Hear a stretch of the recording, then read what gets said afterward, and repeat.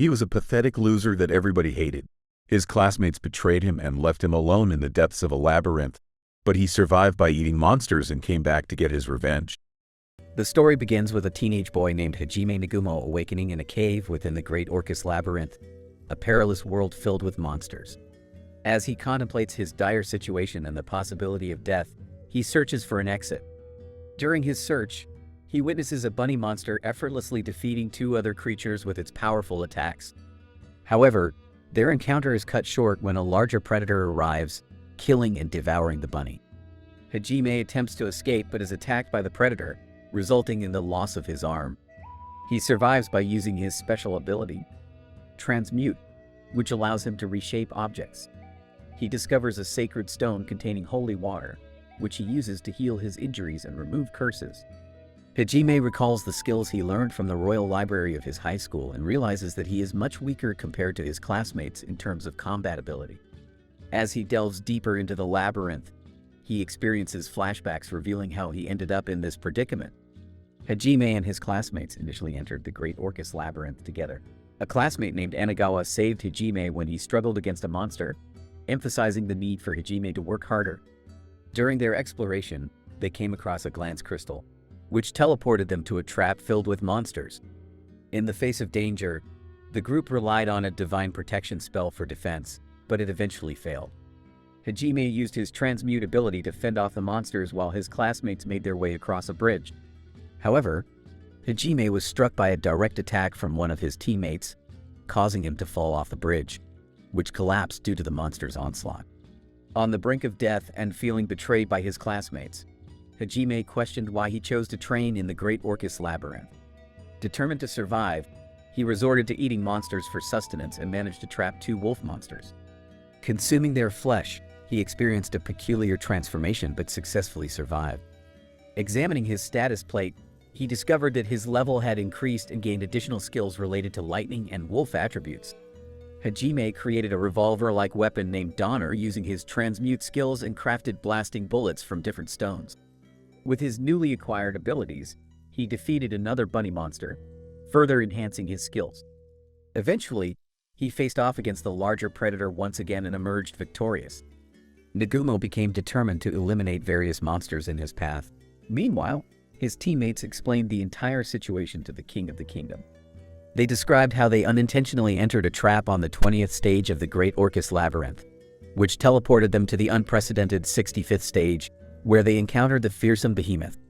The king reminded them that their presence in this world was part of an agreement.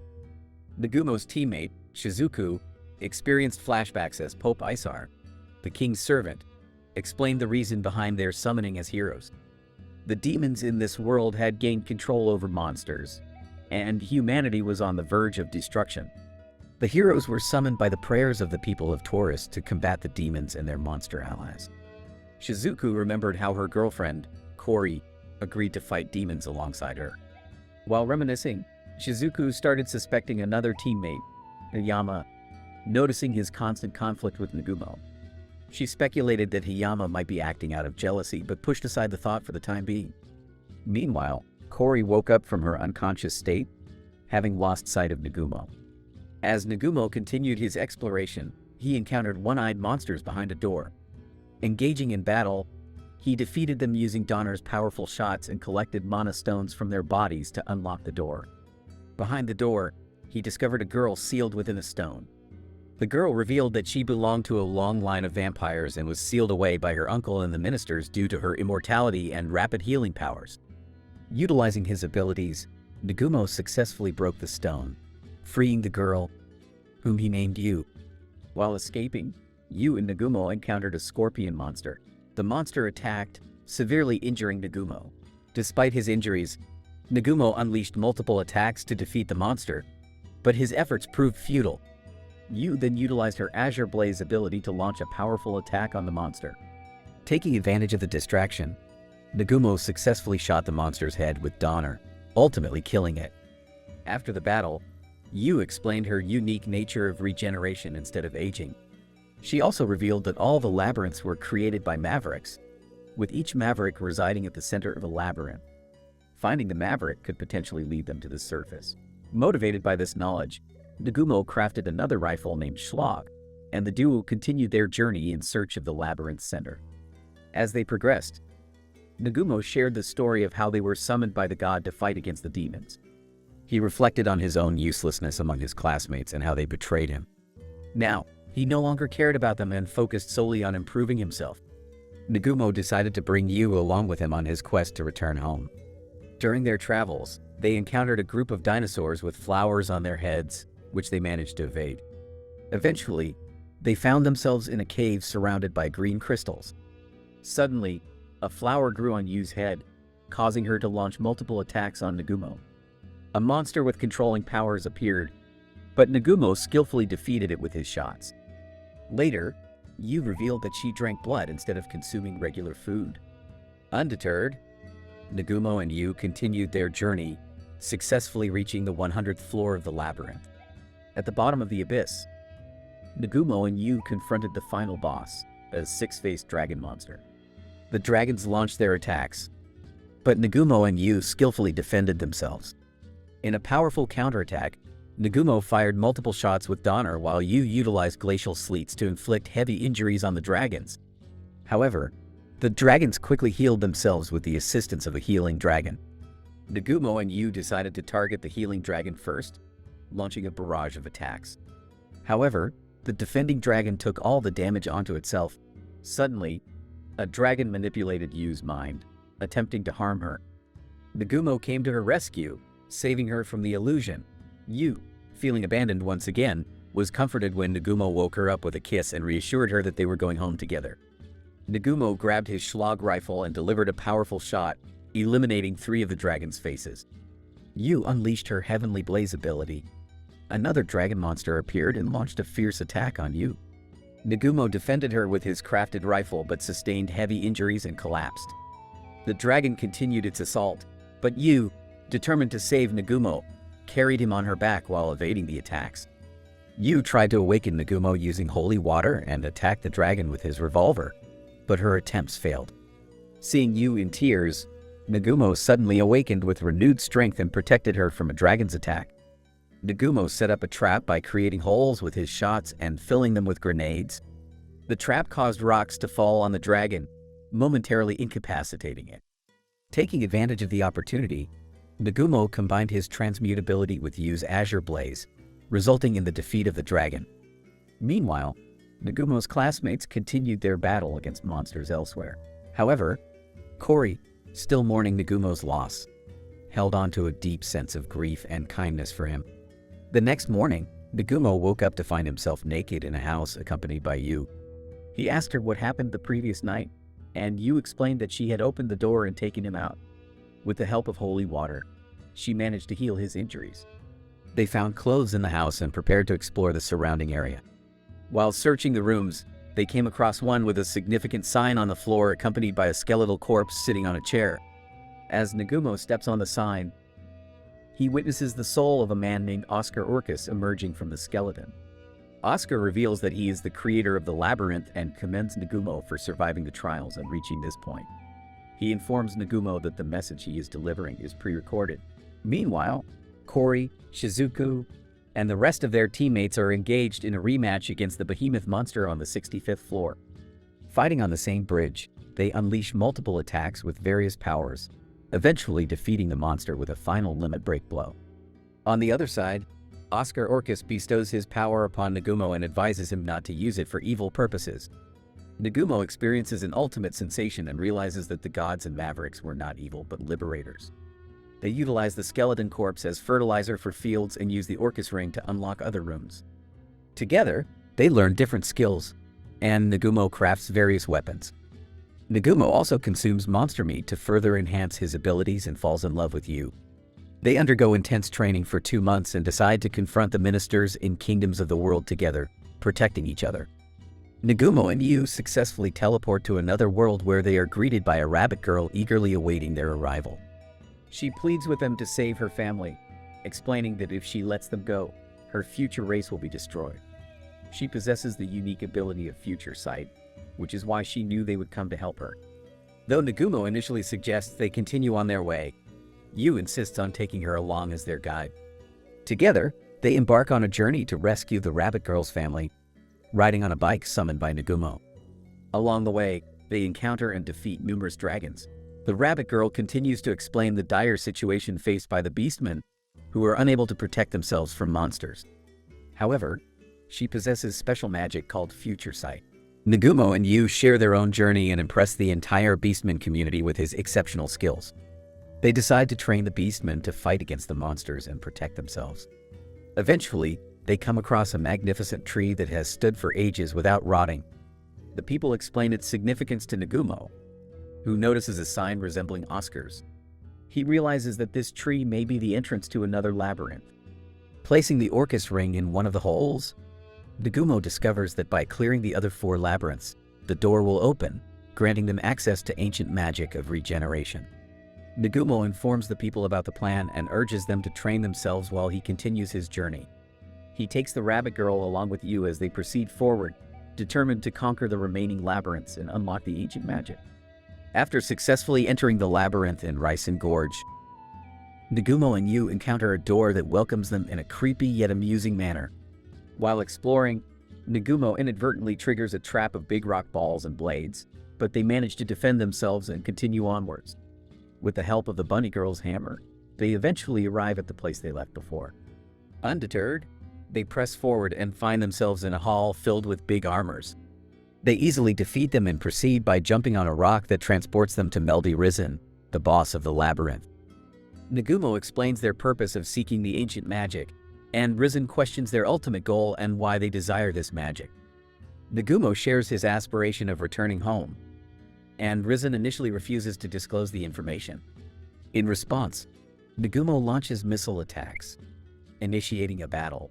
After multiple exchanges of attacks and counters, Risen employs his ability to manipulate rocks, but Nagumo, with Yu and Shay, manages to defend themselves by jumping from one rock to another. Yu unleashes her Force Rupture ability, and Nagumo traps Risen with ropes. Finally, Shay deals a powerful blow to Risen's crystal with her hammer, resulting in his defeat. Nagumo and Yu commend Shay for her contribution. Before parting ways, Risen offers Nagumo a speech, wishing him luck in achieving his end goal. While proceeding further, they come to know who Risen actually was. He appreciates his own good luck speech while Shay becomes angry and beats him. Risen reveals that his magic was gravitic in nature and advises them to make good use of it. He gives them a ring and rare materials before escorting them out through a river tunnel. Upon reaching the surface, they head to a hotel and book a room where Yu and Shay engage in a playful argument about who gets to sleep with Nagumo. Later, Nagumo, Yu, and Shay encounter Elward Chan, the head of the city. He asks them to do him a favor and rescue a person named Wuda, who is lost in the forest due to a group of monsters. Nagumo initially refuses as he has his own goals to accomplish. However, he offers 2 conditions to Chan: to provide them with status plates and to comply with his requests in the future. Chan agrees to the conditions, and they proceed towards the farming area while stopping at a restaurant to eat rice. Nagumo unexpectedly finds his teacher, Sensei, along with other classmates. Sensei is overjoyed to see him alive, but Nagumo starts ignoring her, causing her to continue talking in vain. Meanwhile, Shay and Yu introduce themselves to Sensei. However, Sensei's attempts to engage Nagumo in conversation receive only rude responses. In the midst of this, a Templar knight arrives and admonishes Nagumo for his behavior, insulting Shay by referring to her as a filthy beastman and suggesting she should cut her ears to look more human. Shay feels embarrassed, and Yu retaliates by calling the knight a small man. The situation escalates as the knight attempts to draw his sword, prompting Nagumo to fire a shot at the knight's arm, warning him to mind his manners. Yuki, one of Nagumo's colleagues, has flashbacks of Nagumo saving her life without receiving any thanks. Nagumo walks away from the scene, expressing his disinterest in the others and warning them not to get in his way as he won't hesitate to kill if necessary. Sensei persistently calls out to him, but he continues to distance himself. Later that night, Nagumo speaks with Sensei alone in her room, explaining what happened to him. He reveals that after the ancient age of the gods, the world was engulfed in a war between humans, demons, and beastmen. Heroes emerged to stop the war, known as liberators, but they were eventually labeled as mavericks and hunted down by their own god. To survive, they built labyrinths and created trials and monsters. Nagumo confesses that he doesn't care about this conflict. He simply wants to go home. Sensei informs him that Shirasaki, their classmate, never gave up on him. Nagumo urges Sensei to warn Shirasaki about her friends and reveals that his fall was not an accident but a deliberate act targeting him. Later, as Nagumo, Yu, and Shay make their way towards the forest, Sensei and their classmates join them, and they venture forth together. As they continue their search, Nagumo deploys human locating automatons, Orns, to scout the nearby areas for any signs of Wuda. The Orns discover broken shields, swords, and bags, as well as tracks left by a four-legged creature. They follow the tracks up the mountains and eventually reach a waterfall. Nagumo senses someone's presence, and Yu uses her fishing way ability to create a path behind the waterfall. They find Wuda, who explains how a black dragon attacked him and his teammates, resulting in their deaths. Wuda feels guilt-ridden, but Nagumo reassures him that there may be a reason he survived. On their way back, they encounter the black dragon once again. The dragon launches a powerful attack, but Nagumo successfully defends himself and the others using a metal shield. Yuki comes to Nagumo's aid behind the shield, and Yu utilizes her freezing ability while Shay attacks with her hammer. However, the dragon quickly recovers and strikes Shay with its tail. Nagumo retaliates by firing multiple shots, weakening the dragon. The dragon then directly targets Wuda, but Yu defends him with her freezing ability. Nagumo instructs the rest of the team to stay out of the way, acknowledging that he can't protect everyone. Yu urges everyone to follow her lead. The dragon unleashes another powerful attack on Nagumo, prompting him to take out his rifle and shoot at the dragon. Nagumo tries to capture the dragon using ropes, but it proves to be too powerful.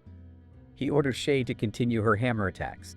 As the dragon falls, Nagumo places a rod in a vulnerable spot on its body, causing the dragon to scream in a female voice. Nagumo insists that the dragon tell the truth, and the dragon reveals that she was manipulated and ordered to kill the young man and his companions. She explains that she flew from a hidden village to investigate travelers from another world. While resting on the mountains, a man dressed in dark robes manipulated her. The dragon further reveals that the man is amassing an army of monsters. Nagumo dismisses the dragon's claims and contemplates killing her for the chaos she caused. However, Yu intervenes, stating that the dragon is not their enemy.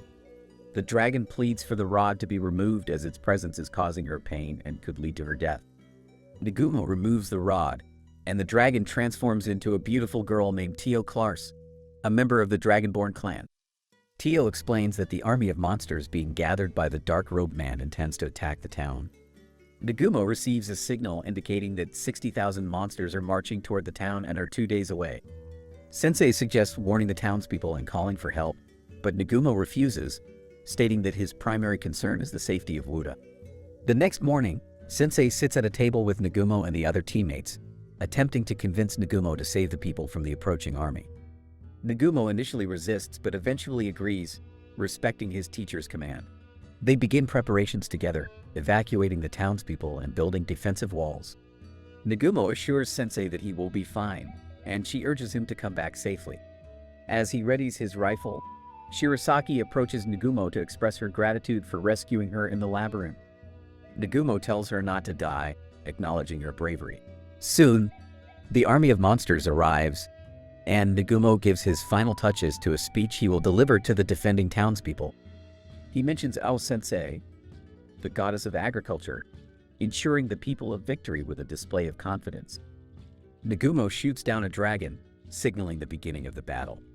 Tio Klars, Shay, and Yu unleash multiple attacks, decimating a significant portion of the enemy forces. Meanwhile, Nagumo rides his bike with Shay, launching attacks with his hammer and grenades, pushing the remaining army back.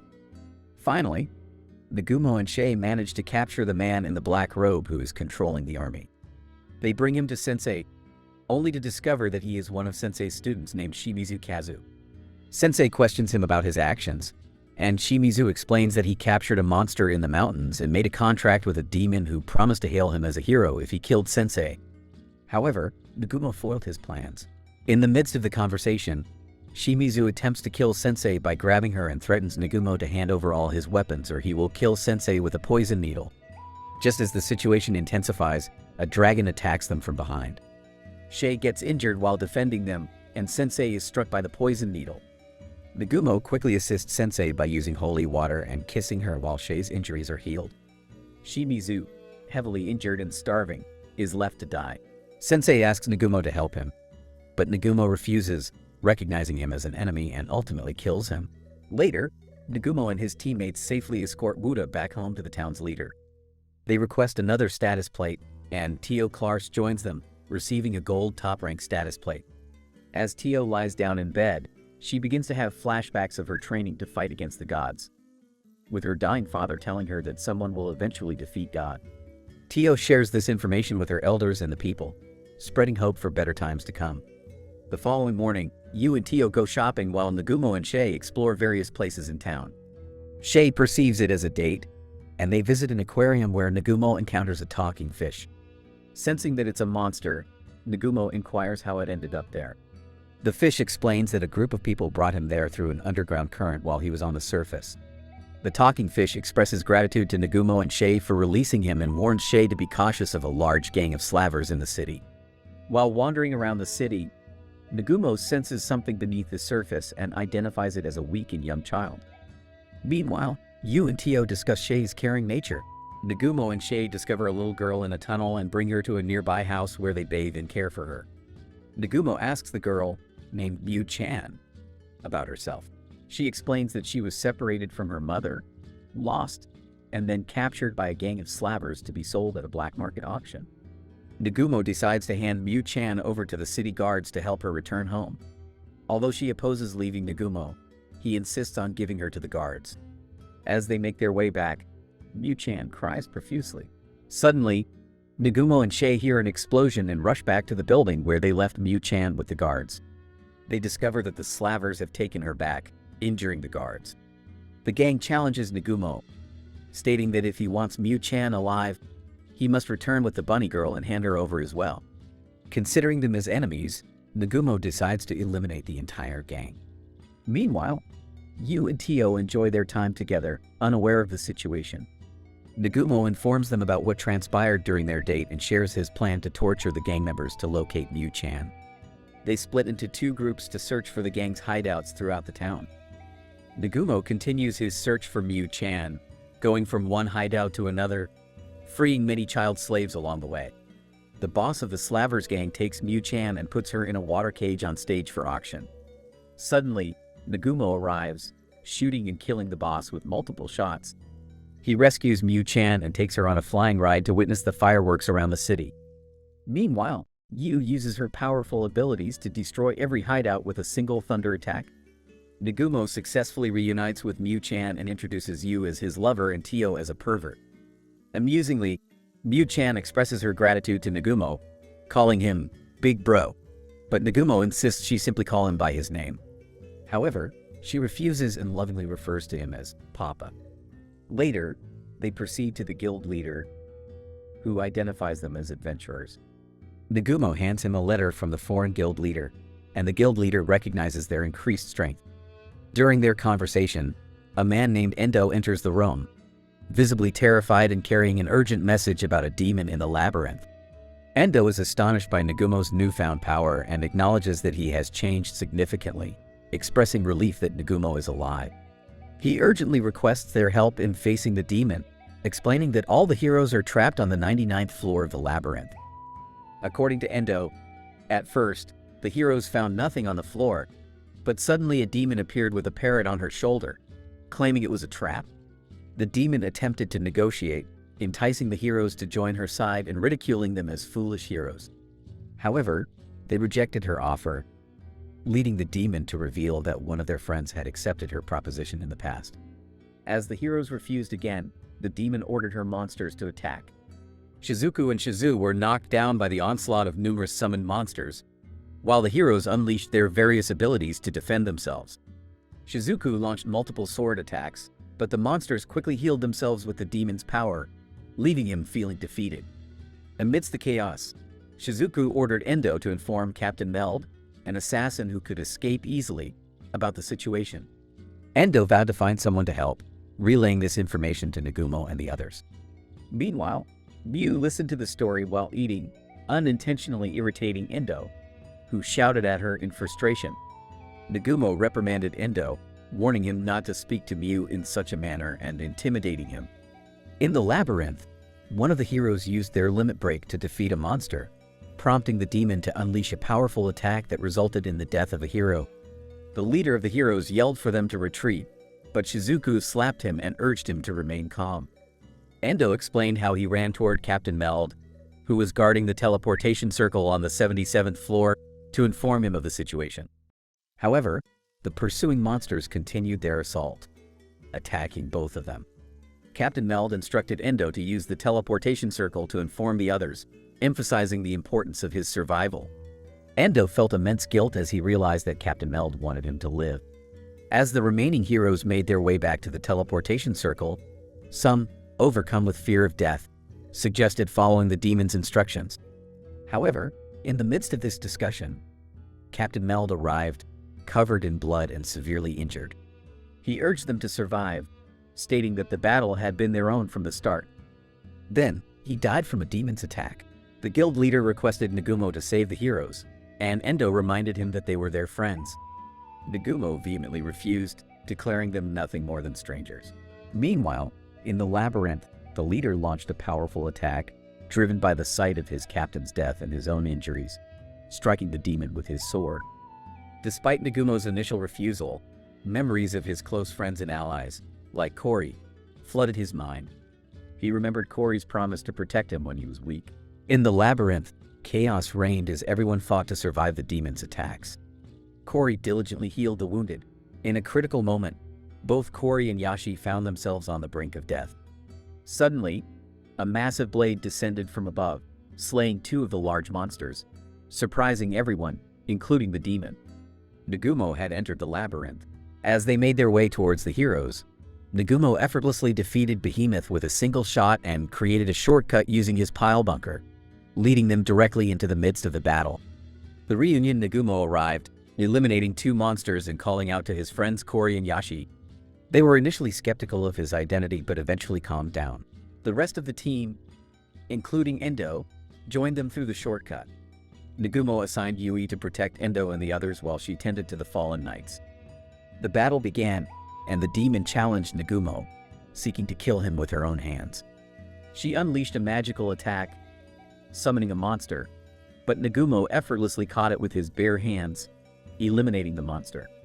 The demon summoned more monsters, including cats and wolves, but Nagumo swiftly eliminated them with his precise shots. As the monsters continued to appear, Nagumo remained unfazed, defeating them one by one. The demon then summoned a turtle monster, which launched an attack on Nagumo. He defended himself with a shield and redirected the attack towards the demon, injuring her. Nagumo fired multiple shots at the turtle monster and targeted the healing parrot. When the turtle opened its mouth for another attack, he threw a grenade inside, defeating it. The heroes watched in awe as they witnessed Nagumo's intense battle skills.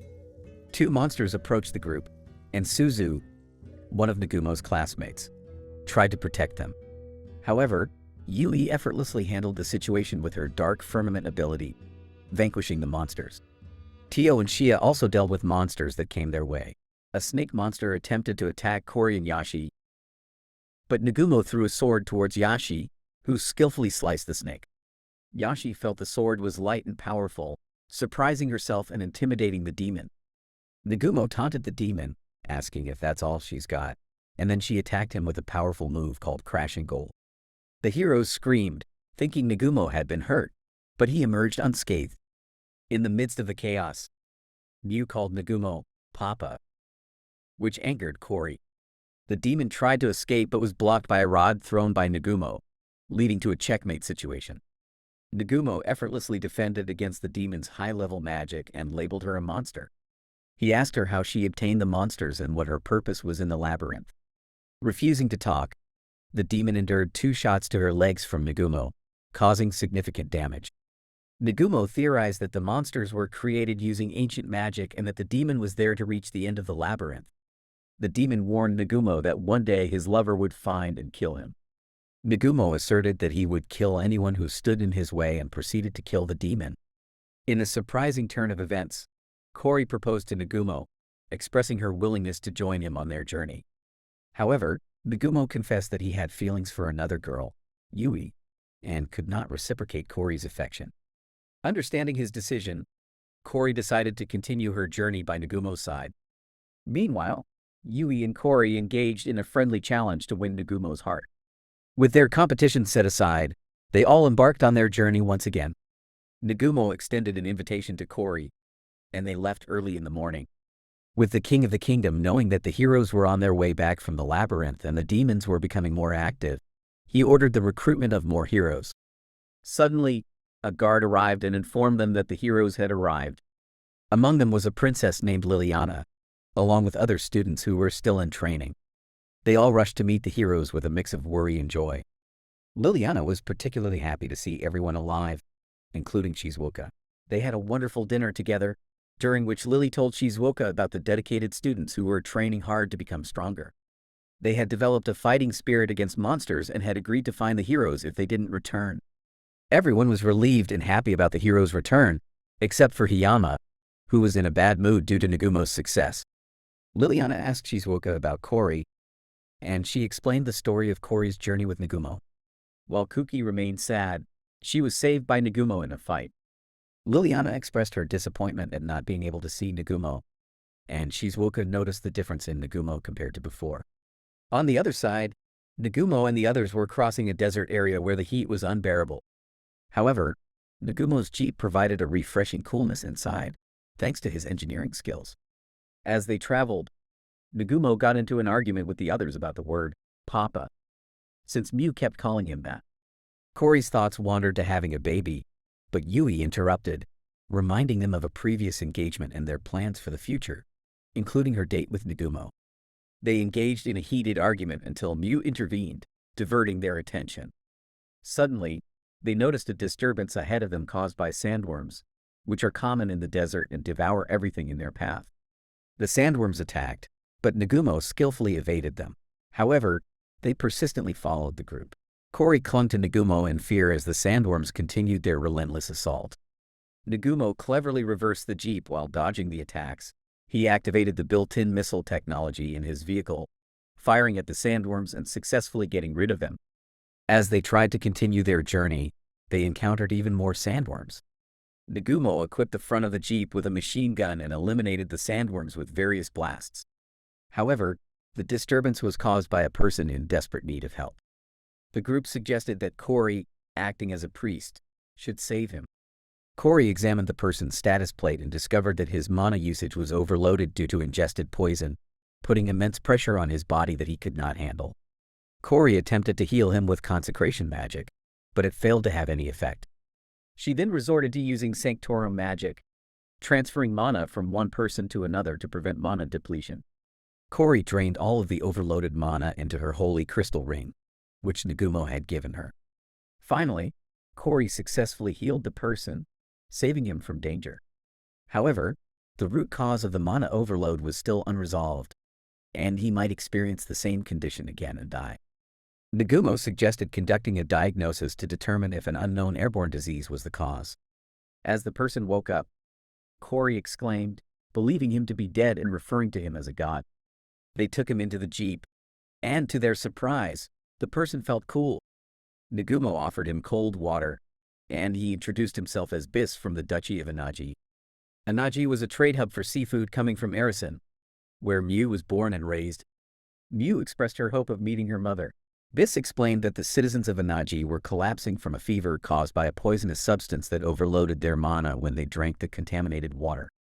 Their oasis had been polluted, and the people could be cured by a special mineral called stillstone, which had a calming effect on mana. However, Nagumo and his group are called upon to assist in mining stillstone, a valuable resource found in small quantities within the Grun volcano. Due to a mysterious illness affecting the adventurers who usually mine it, Biz, the deputy of Anaji, seeks Nagumo's help. Initially hesitant, Nagumo is convinced by Mew's cute request and Yu's offer to retrieve water using her magic. Meanwhile, in the Demon Kingdom, Mikey learns about Katria's death and the disruption of their plans by Nagumo and his group. General Fred confirms the news and decides to go to the volcano himself to acquire New Age Gad magic, intending to become stronger. He instructs Mikey to defend their home and declares war against Nagumo and the others for disrupting his sacred mission. Nagumo and his team arrive in Anaji, a once beautiful place now marred by disaster. They meet Biz's father, who is hopeful upon learning that help has arrived. While Cory assists in healing the injured, Yu creates a large water storage facility using her magic, though she starts feeling a deficiency in mana and kisses Nagumo to recharge, much to the surprise of everyone, including Mew. Nagumo's demon eye detects something in the water, leading to the discovery of a jelly-like monster causing the pollution. Nagumo easily eliminates it with his gun, but the water remains polluted. Tio and Yu assure the people that fresh water will soon reach the oasis. Suspecting a demon's involvement in the pollution, Nagumo and his team are thanked by the kingdom's representative. Accepting the task of mining stillstone, the gold-ranked adventurers, including Nagumo and his team, set off to Grun Volcano. Cory stays behind to care for the patients, scolding Nagumo for kissing Yu.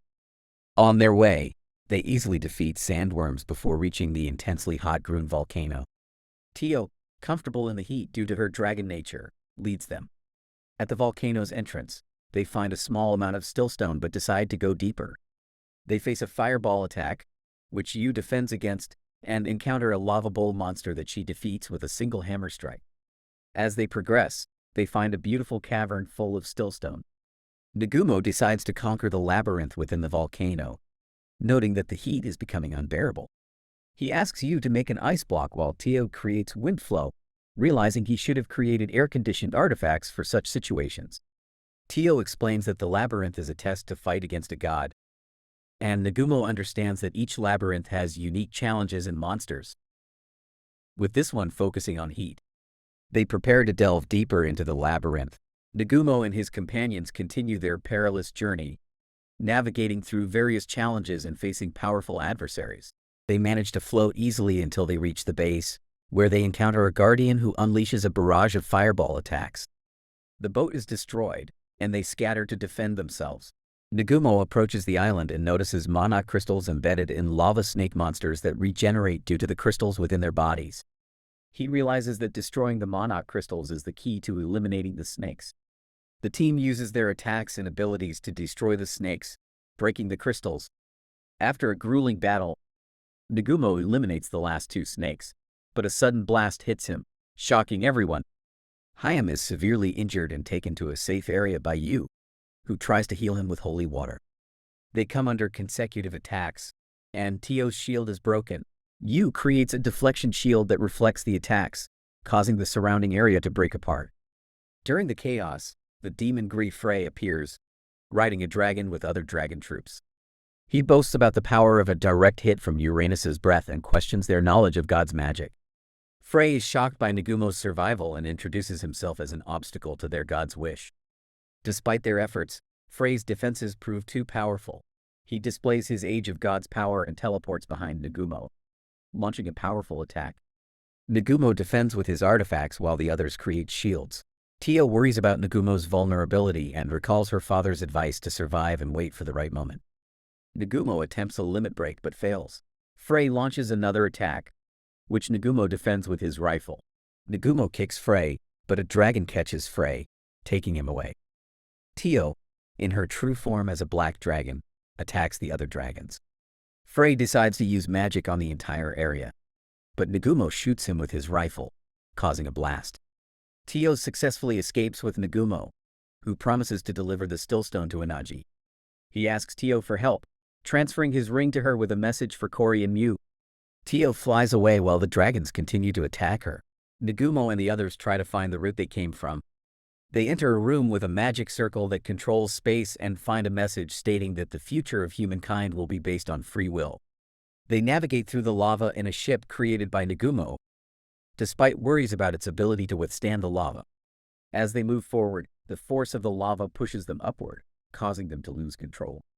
They are blasted out into the sea, where sharks approach but are eliminated by rockets and Yu's magic. Yu starts feeling a deficiency in mana and loses control, offering her blood to help replenish her mana. She becomes unconscious while giving mana to Yu. They encounter people from Mew's kingdom, and Nagumo catches Mew falling from the sky, ensuring her safety. Mew and Cory reunite with Nagumo, who advises Mew not to do dangerous things again. They head towards Arisen City, where Nagumo is asked to heal Mew's injured mother, Ria. Nagumo heals Ria, who was hurt by kidnappers, and Mew calls Nagumo Papa, shocking everyone. Ria offers Nagumo to stay as her forever Papa, but he refuses. Mew insists on Nagumo staying for a few days. Nagumo and the others decide to leave Asen and explore the sunken ruins of Melusine. They encounter a strong black-red magic power and a pentagram symbol, leading them to an underwater labyrinth. They face various challenges, including a jelly monster that regenerates and traps them inside its belly. Nagumo uses his artifacts to create holes in the ground, allowing them to escape. They find themselves on an island, separated and managing on their own. Kiori feels depressed, but Nagumo reassures her. Sensei is about to reveal important information when a nun arrives, intending to take her to the Divine Mountain. Sensei resists the nun's magic and tries to escape. Nagumo discovers a huge wooden ship and faces an illusion of a past war. He realizes it's a recreation using magic and uses magic bullets to dispel the illusion. They encounter various illusions, including a celebration that turns into a massacre orchestrated by a king. Nagumo and Kori continue forward, facing more challenges and illusions. They eventually reach the end of the dungeon, where they are teleported to safety. A woman appears, advising them to live with free will and not cling to any god. Nagumo finds another conquest, bringing their total to 4. They prepare to enter the labyrinth sea of trees but are forcefully ejected. Yu uses spatial magic to teleport them to safety, but the unkillable jelly monster reappears. Nagumo devises a plan to vaporize the jelly faster than it can regenerate. In the palace, Sensei is imprisoned on the Divine Mountain. Nagumo contemplates leaving on his journey again but hesitates to tell Mew. Ria encourages Nagumo to do what he must, acknowledging their efforts to make her daughter happy. Nagumo decides to tell Mew clearly that they will be leaving tomorrow. Later in the evening, Nagumo has a conversation with the girls, discussing his plan to come back and take Mew to Japan once everything is over. Mew interrupts to announce that dinner is ready. The next morning, Mew presents them all with a charm and wishes them a safe trip. They bid farewell and leave. Meanwhile, Lily is trying to escape from the guards to inform someone about what she witnessed. Her father is acting strangely, and Yama, along with a woman, has gathered a whole army of guards. Sensei remains imprisoned on the Divine Mountain, hoping for Nagumo's help. The man who captured Sensei is waiting for Nagumo, expecting an end to him. Demon Lord Frey has prepared an army to fight against Nagumo and the others, intending to destroy them. In the kingdom, Commander Meld contemplates the void that is causing lethargy among knights and soldiers. He receives news that 30% of them have been affected, but the king remains safe. The commander orders the gathering of dark magicians to investigate the void while writing letters to Nagumo and Duke Zenin of Anaji about the ongoing situation. Hayama arrives to discuss something important, but he starts knocking on the door with his foot, creating a strange atmosphere. As the door knocks again, it turns out to be a soldier who suddenly attacks Meld with a sword. The soldier has been brainwashed and affected by the void. Hayama comes to Meld's defense, delivering a direct hit with his sword to the commander's stomach.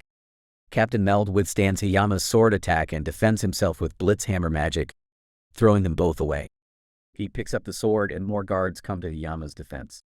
Captain Meld realizes their intentions and uses a powerful wind attack to blow them away.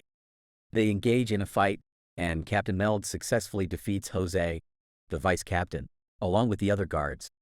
However, the guards and Jose stand up again, being under the influence of the void. Hayama urges Captain Meld to give up and die, but the captain jumps out of the window and escapes. He tries to defend himself using magic but fails and starts hearing voices. Suddenly, he encounters his god. Later, a girl appears in Captain Meld's office along with Hayama.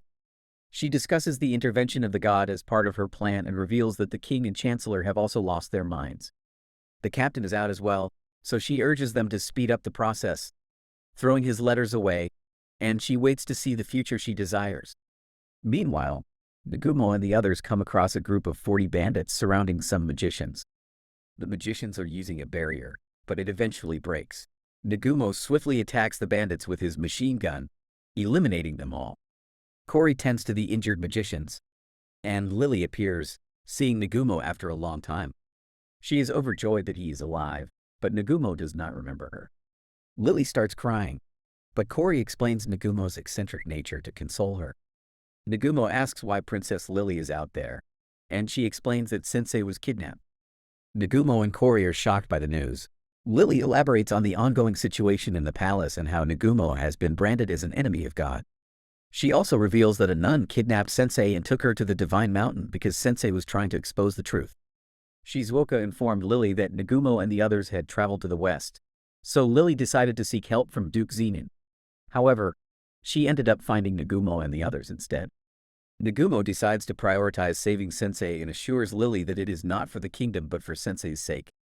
Since the Divine Mountain is a labyrinth itself, Nagumo smiles sinisterly, ready to take on the challenge.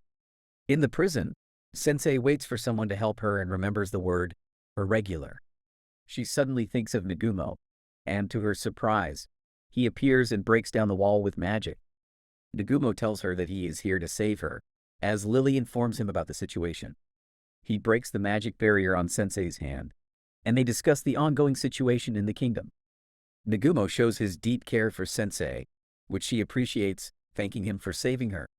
She advises him to be careful, but Nagumo denies involvement in the kingdom's affairs, focusing on his own business.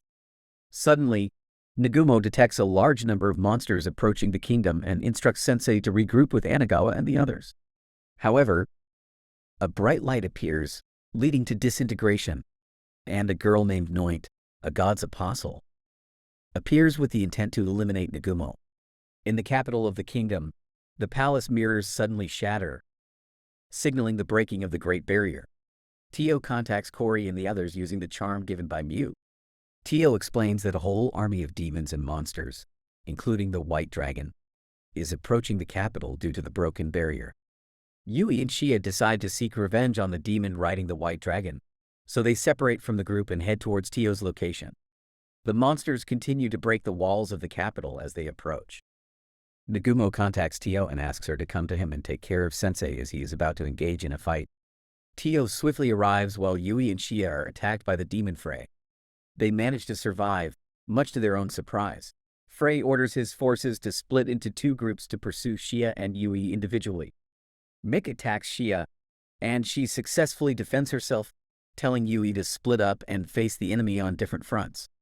Yui uses her magic circle to teleport them to separate locations, and Shia engages in battle with Mick. They have a brief conversation about Catalia, Mick's red-haired girlfriend who Shia previously killed in the Great Orcus Labyrinth. Mick orders Shia's death as revenge for Catalia, but Shia cleverly dodges his attacks and eliminates some of the dragons with her hammer. Mick switches to attacking from a range with magic and stone needles. Shia attaches a large iron ball to her hammer and uses it to reflect their attacks back. Mick tries to attack Shia from behind, but Shia kicks the iron ball straight at him, causing him to fall to the ground and die.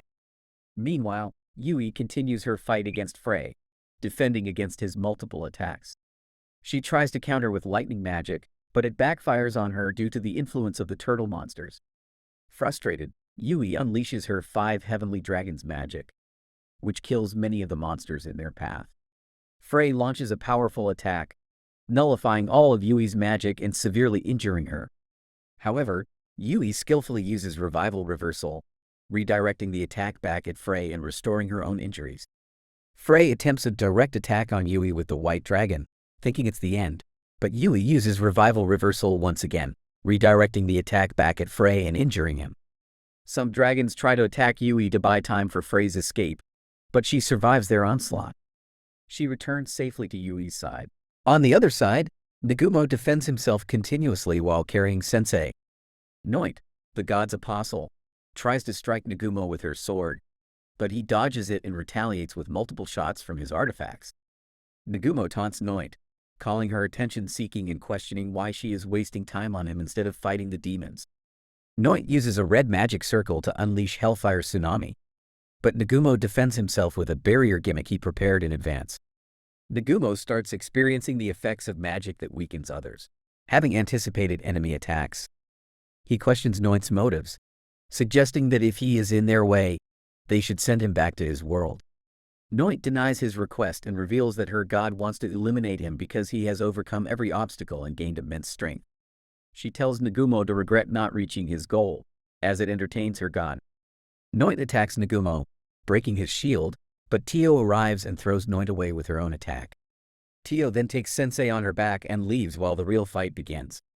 Tio and Sensei are on their way, discussing the upcoming fight and Tio's plan to drop off Sensei first before joining the battle. However, Sensei pleads with Tio to help them despite her lack of combat experience. In desperation, Sensei bites her finger to draw blood and activates a magic circle on her hand, determined to contribute in any way she can. Meanwhile, Nagumo and Noint continue their intense battle. Noint uses limit break magic to unleash fire attacks, and Nagumo retaliates with a machine gun and sniper rifle. Nagumo finds himself facing Noint, the god's apostle, in a battle where all his attacks are dodged and his artifacts destroyed. Despite struggling with how to defeat her, Nagumo detonates himself along with Noint using his artifacts, creating multiple rings that teleport gunfire towards her. This attack breaks Noint's swords, leaving her shocked. Nagumo follows up with a powerful rope attack using his drilling artifact, managing to drill into her body and eliminate her. Noint, before dying, refers to Nagumo as an irregular, a title that intrigues him. After the battle, Sensei and Tio unleash his surprise attack by blowing up the entire church, including the people inside. Sensei begins to cry, and Nagumo comforts her with a hug. They notice a man's soul trying to communicate with them, leading them to a red magic circle that teleports them to an unknown location. Here, they discover a book within a ring labeled La Barn, designed by the creator of the Divine Mountain Labyrinth.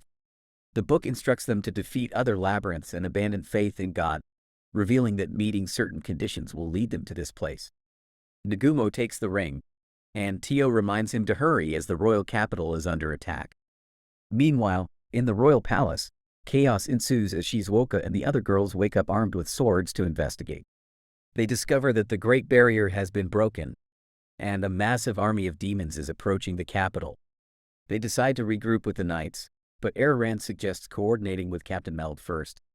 When they encounter the vice captain and other guards, they are initially reassured, but suddenly a blinding light generates, and the guards attack them with swords, injuring everyone except Shizuoka.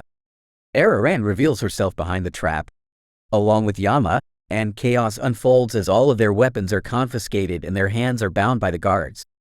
Araran reveals her use of modified necromancy to bind the spirits of dead guards, intending to eliminate everyone and bind their spirits as well. Amidst the turmoil, Anagawa firmly refuses to forgive her, but Araran declares her intention to use spirit binding to make him hers and force him to do whatever she desires. She begins her spell on a student named Nakamura, turning him into her puppet. When Araran targets Shizuoka next, Kori intervenes using her magic to defend Shizuoka. However, Kori is struck by an attack from Hiyama and dies despite her efforts to heal everyone. The group, including Anagawa, fights against the guards and releases the remaining captives, preparing to face the large army. Shizuoka tries to reach Kori with Anagawa's help while attempting a direct attack on Araran. Captain Meld steps in to defend Araran, attempting to manipulate Anagawa, who continues to resist despite being poisoned by Araran's kiss.